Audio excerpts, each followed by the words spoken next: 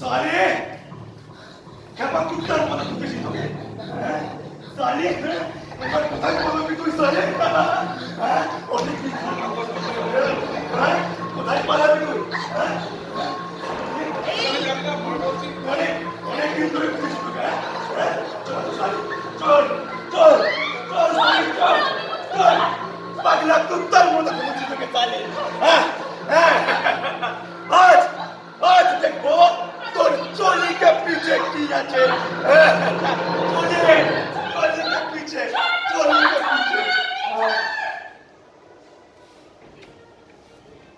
police के पागलो